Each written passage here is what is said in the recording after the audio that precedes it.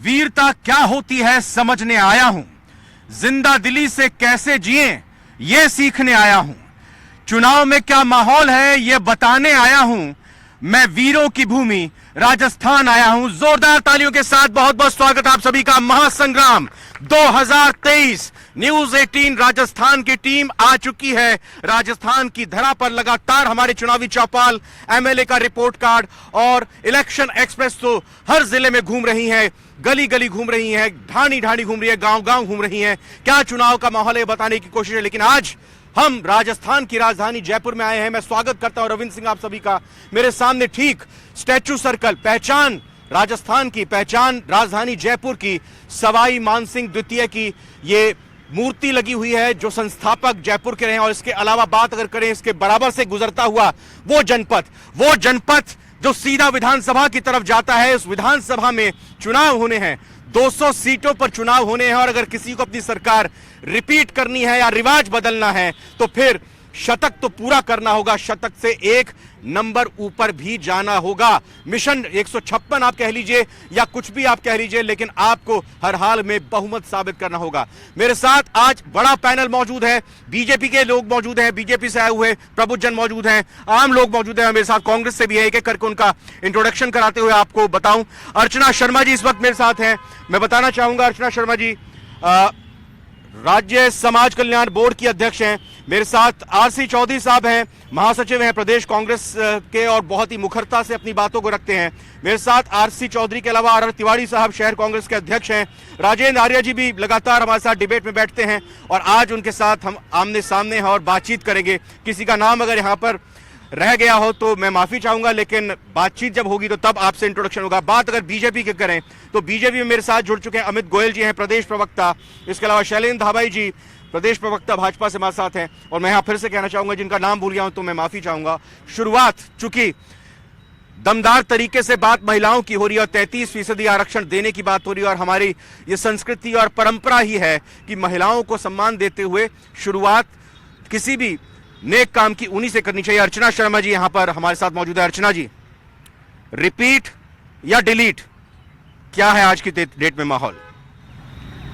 देखिए, माहौल तो रिपीट का भी बहुमत के साथ है। इसका कारण है कि जब आपको जनादेश मिलता है तो आप उसका न्याय करते हैं, ये चीज़ जनता को महसूस होनी चाहिए।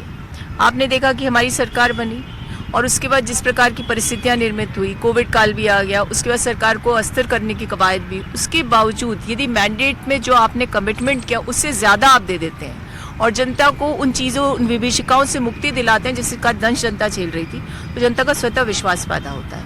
आप सुधी मीडिया के साथी हैं, आप खुद जाइए जनता के बीच में, आप महसूस करेंगे कि जनता इस बार चाहती है कि रिवाज बदल जाए और जिस प्रकार से आज का माहौल है उसमें ये माना जा रहा है कि जैसे लोग बोलते थे कि साहब मोदी सरकार ये सब कर रही है, मोदी सरकार ने सब कुछ दिया, उस सब को डिफ्यूज किया हमने बताया कि चुनी हुई सरकार अपनी जो जनता है उसकी इच्छा के अनुरूप योजनाएं भी बना सकती है, मूर्त रूप भी दे सकती है, टाइम बाउंड बनाकर उससे जनता को इम्प्लीमेंट करके दिखा भी दे सकती है। सारे काम किए, महंगाई राहत कैंप लगा करके महंगाई की विभीषिका से मुक्ति दिलवाई।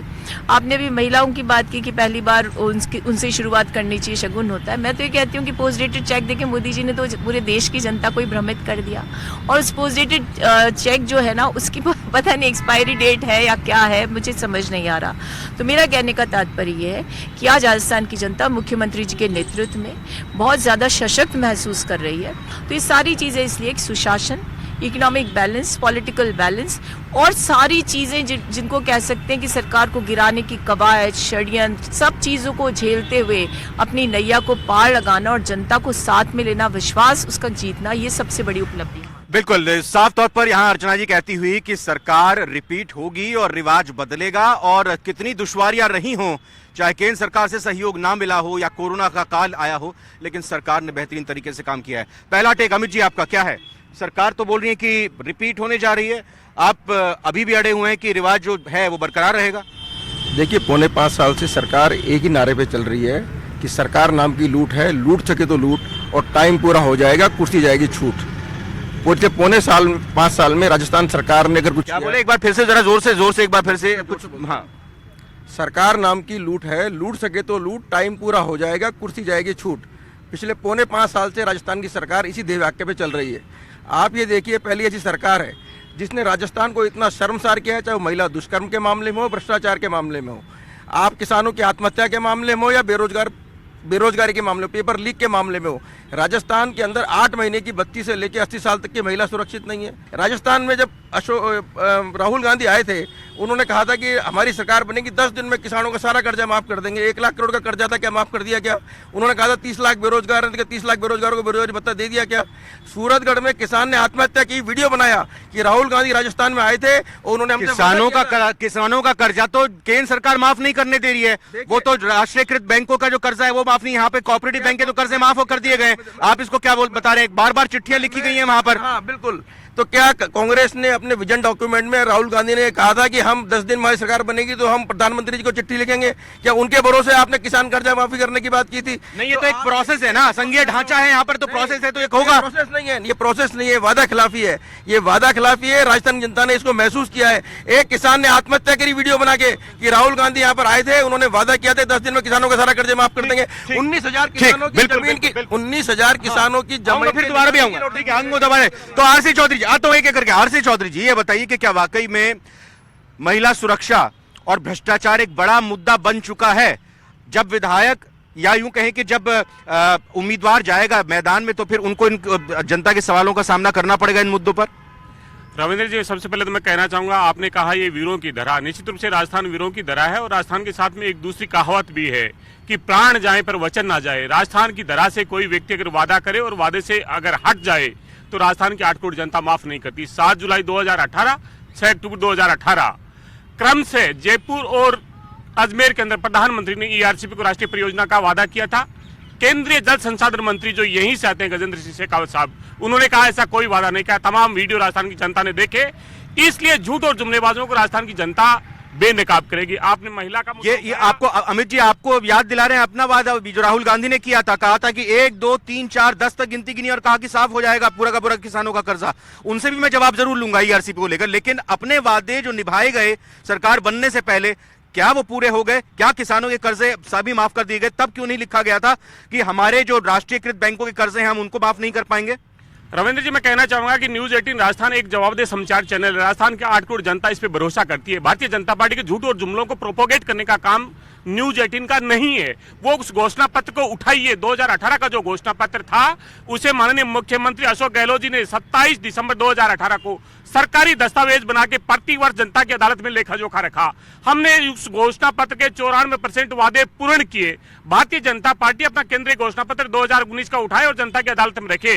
जिस किसान के मुद्दे की आपने चर्चा की, मैं कहना चाहूंगा कि माननीय मुख्यमंत्री जी ने राजस्थान के 21.5 लाख किसानों का कर्ज माफ करके उनकी 1.5 लाख हेक्टेयर भूमि जिसको अवाप्ति से मुक्त कराया। हमने यहाँ पे रोडा कानून बनाया, राजस्थान की विधानसभा में राष्ट्रपति को भेजा। भारतीय जनता पार्टी एक भी शब्द नहीं उठाया कि उसको कानून को पास किया जाए। हमारा तो मकसद और हमारा हमेशा यह ध्येय रहता है कि हर पक्ष को रखा जाए, सही तरीके से रखा जाए। लेकिन जो यहाँ मुद्दा उठाया चौधरी साहब ने, कहा कि जहां बीजेपी की सरकार है वहां के फिर कैसे कर्जे माफ हो जाते हैं, जहां कांग्रेस की सरकार है वहां पर आप रोडे अटका रहे हैं।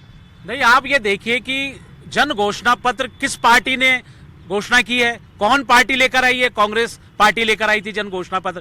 आपके शीर्ष नेता राहुल गांधी जी ने यह कहा था कि 10 दिन में संपूर्ण कर्जा माफ कर दिया जाएगा किसानों का। तो आपको किसने अधिकार दिया? क्या आपको नहीं पता था कि अगर राज्य में सरकार आ गई तो हम सिर्फ कोऑपरेटिव बैंकों का और संस्थानों का कर्जा माफ कर सकते हैं? आपको नॉलेज क्यों नहीं दी गई? इसका मतलब राहुल गांधी जी के पास नॉलेज ही नहीं है। इसका मतलब आपके पास कोई विजन ही नहीं है। आप राहुल गांधी जी 2004 से भारत भ्रमण कर रहे हैं, ना वो राजस्थान की जनता की भावनाओं को समझ पाए, ना हिंदुस्तान की जनता की भावनाओं को समझ पाए। आप बताइए, इन्होंने जो अभी भारत जोड़ो यात्रा निकाली, क्या इन्होंने विजन डॉक्यूमेंट नहीं? क्या आपको ये पता था कि ईआरसीपी का मुद्दा जब बीजेपी की सरकार आएगी तभी पूरा होगा, अगर कांग्रेस की सरकार आएगी तब पूरा नहीं होगा? जब ये केंद्र से अगर वादा किया गया तो सवाल तो आपसे ये भी पूछा जाएगा ना। रविंदर जी, मतलब ये आप ही के नेता कह रहे हैं ना कि बीजेपी की सरकार ले आइए, ईआरसीपी भी आ जाएगी। रविंदर जी, ईआरसीपी भारतीय जनता पार्टी की परिकल्पना थी। ये कभी नहीं सोच सकते कांग्रेस वाले। 60 साल इन्होंने शासन किया। क्या किया?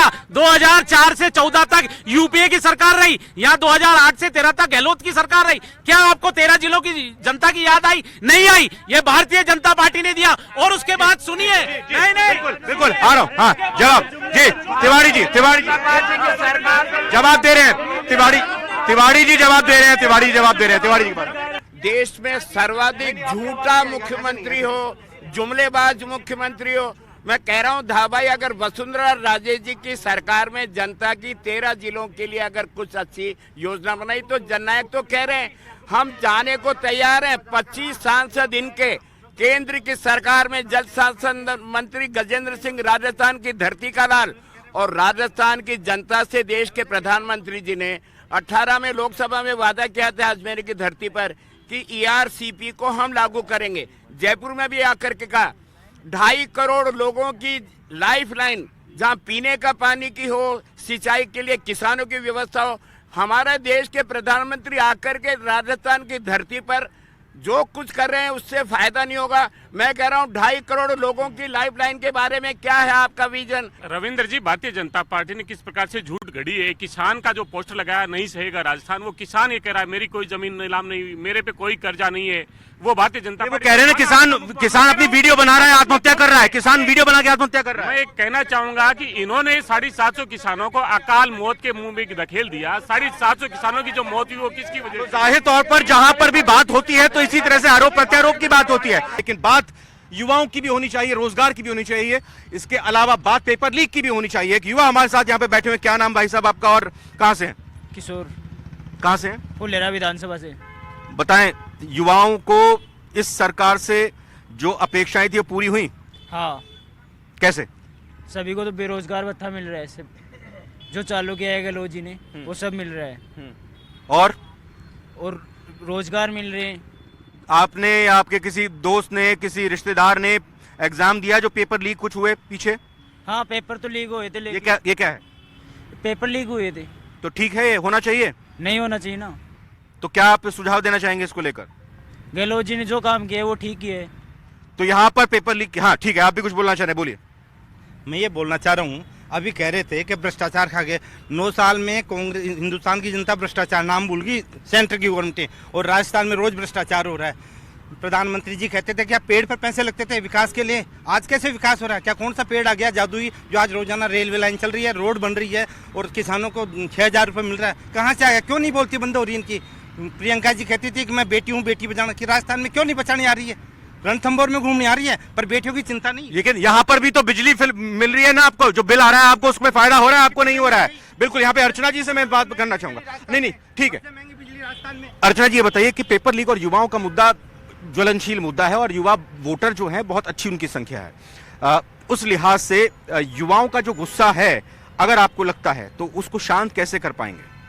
देखिए, पेपर लीक कोई राजस्थान में तो हुआ नहीं है, सब जगह हो रहा है। उसके लिए टेक्नोलॉजी जिम्मेदार है और मैं समझती हूँ उसके रेगुलेशन के लिए एक्ट आना चाहिए समग्र रूप से केंद्र के स्तर पर। लेकिन राजस्थान राज्य एक ऐसा राज्य है जिसने बहुत ही कठोर कानून बनाया, सजा का प्रावधान किया, ताकि ऐसे लोग जो इस चीज़ों में संलिप्त होते हैं उनके खिलाफ कार्रवाई हो सके। मैं ये नहीं कहती कि अपराध मुक्त हुआ राजस्थान, लेकिन अपराध घटित होने पर कार्रवाई करना, इसको प्राथमिकता के साथ जिम्मेदारी समझा गया और महिलाओं को सुरक्षा देने के लिए एसपी को नोडल एजेंसी बना करके FIR दर्ज करने का एक प्रावधान किया गया। आज FIR दर्ज होती है, महिलाओं को विश्वास से थाने में जाती हैं, FIR दर्ज करवाती हैं।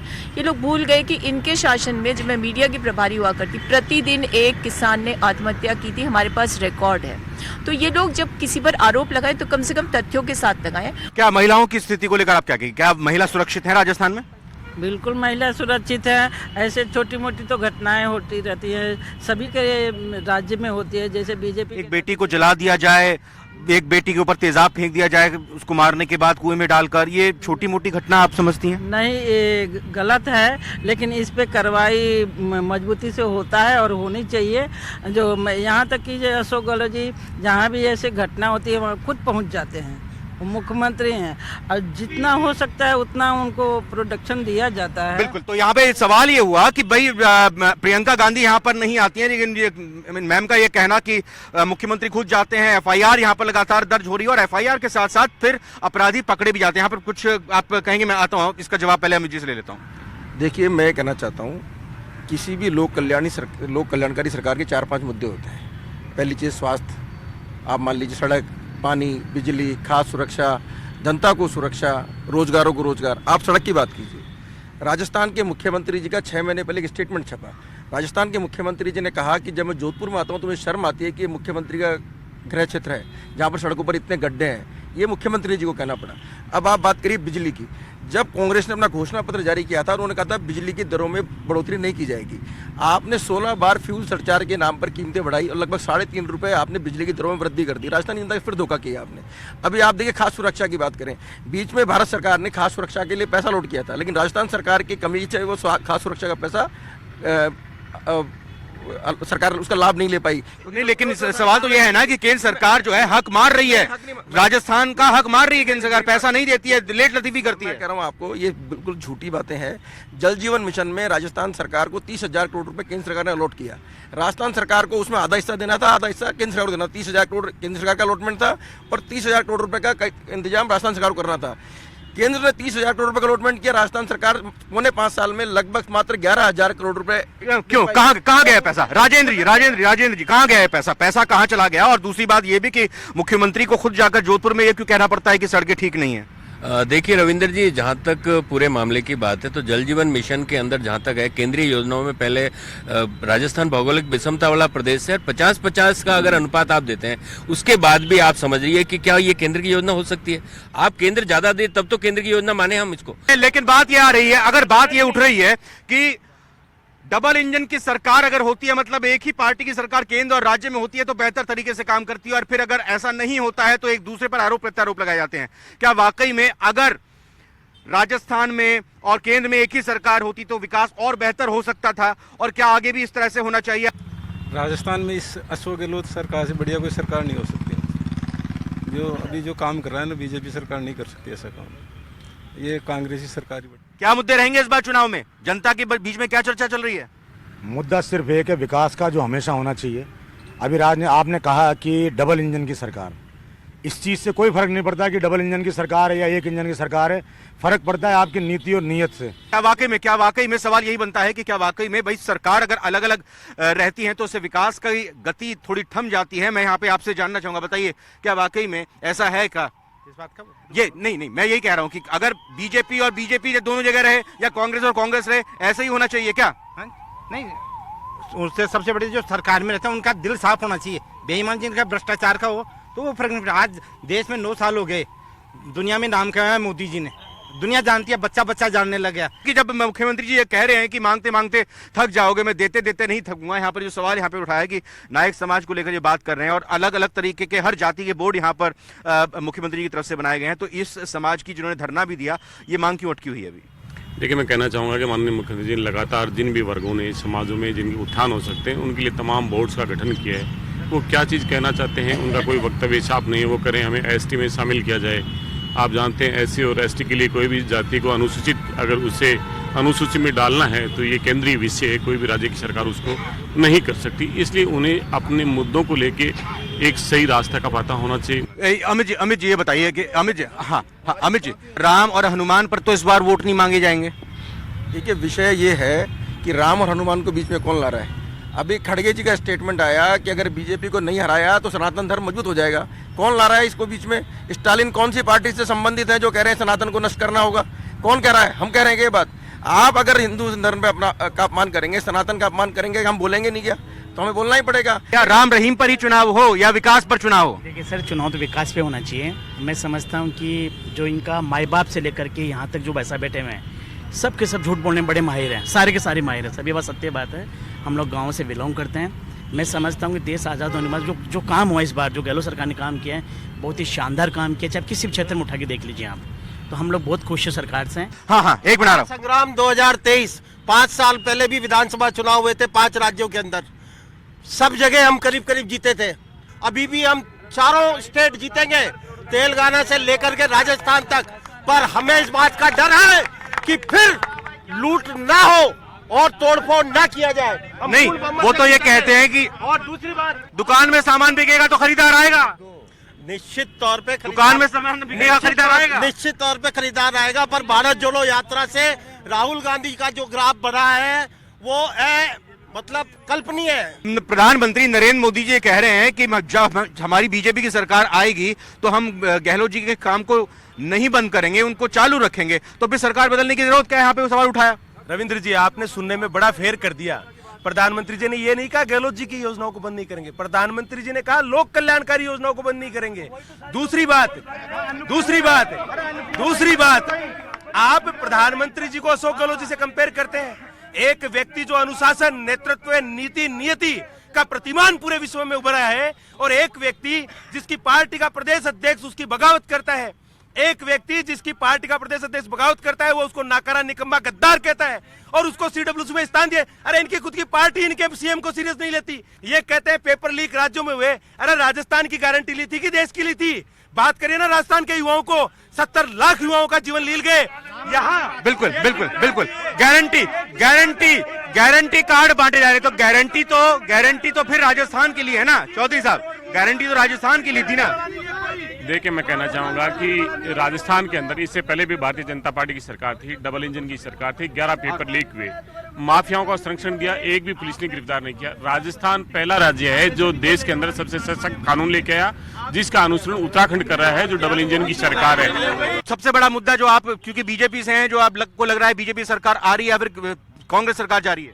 भ्रष्टाचार, महिलाओं के प्रति अपराध, दुष्कर्म की घटनाएं, बेरोजगारी और सरकार का रिपोर्ट कार्ड शून्य। शैलन जी देखिए, युवाओं को जो ठगा है वो सबसे बड़ा मुद्दा बनेगा। आप देखिए, संस्कार विहीन राजनीति, ये राजस्थान परंपराओं और संस्कारों का प्रदेश रहा है। यहाँ मुख्यमंत्री के, उनके डिप्टी सीएम के इनके बयान संस्कार विहीन पार्टी। इस कतार से भी एक बार एक करके जल्दी से। जी मैम। जी गिग वर्क अभी गहलोत सरकार ने लाए हैं, मोबाइल योजना है। मोबाइल, महिलाओं को मोबाइल, ये काम कर जाएगा।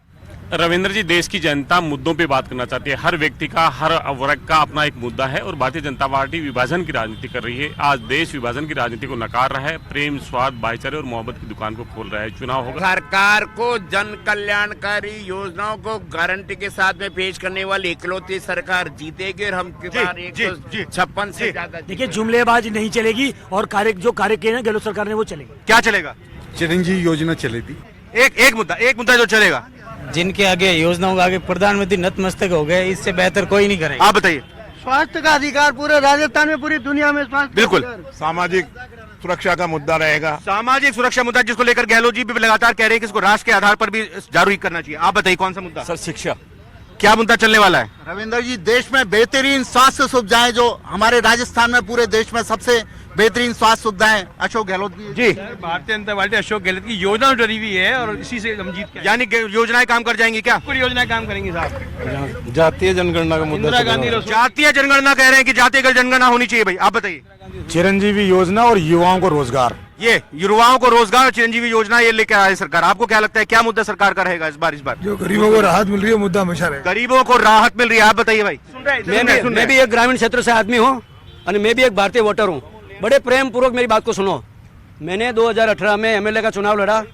250 किलोमीटर मैंने प्रदूषण को बचाने के लिए साइकिल पे प्रचार किया। अब क्या करना चाह रहे हैं बताइए? ऐसा कानून, अब की बार चुनाव वापस लड़ूंगा। ठीक है। 500 से 1000 किलोमीटर साइकिल चलाऊंगा, जिससे माता पिता को सांस की बीमारी नहीं होवे। ऑल द बेस्ट, कानून ऑल द बेस्ट। सरकार रिपीट हो रही है, सीएम भी रिपीट हो रहे हैं। मैं कहना चाहूंगा कि लगातार सरकार जब होती है तो सरकार की योजनाओं पे चुनाव लड़ा जाता है। कांग्रेस पार्टी ने कभी फेस घोषित नहीं किया। हमारी जो विधायक दल है वो तय करता है, हमारी ये प्रक्रिया रही है। लेकिन भारतीय जनता पार्टी चेहरों की चुनाव लड़ती रही प्रदेश। भारतीय जनता पार्टी का सीएम का फेस कौन? देखिए, भारतीय जनता पार्टी लोकतांत्रिक पार्टी है। हमारे यहाँ ऐसा नहीं होता है कि किसी को पता होता है कि राष्ट्रीय अध्यक्ष कौन है। जब कांग्रेस में होता है, खड़गे जी का अफवाह छोड़ रहे हैं तो 20-30 साल से एक ही परिवार का व्यक्ति राष्ट्रीय अध्यक्ष रहा है।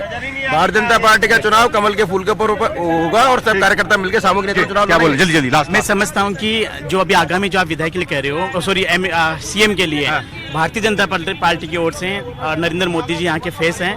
और अरे तो नरेंद्र मोदी जो थोड़ी मुख्यमंत्री बनेंगे यहाँ पे, वो मुख्यमंत्री का ही चुनाव लड़ रहे हैं, बार बार आ रहे हैं, हर हफ्ते तो जाहिर तौर पर बिल्कुल। तो ये 2023 की आज महासंग्राम हमने यहाँ पे ग्राउंड पर उतरकर राजस्थान की राजधानी जयपुर में की और बड़े ही गर्मा गर्म तरीके से मुद्दे उछले। लेकिन एक बात बहुत अच्छी निकलकर सामने आई कि विकास की यहाँ पर बात हर किसी की जुबान पर है। उम्मीद यही करनी चाहिए कि विकास के इर्द गिर्द ही इस बार ये पूरा विधानसभा चुनाव लड़े। बहुत बहुत शुक्रिया करना चाहूंगा, बहुत बहुत धन्यवाद, बहुत बहुत शुक्रिया। महासंग्राम 2023 के इस प्रोग्राम में आज इतना ही। नमस्कार।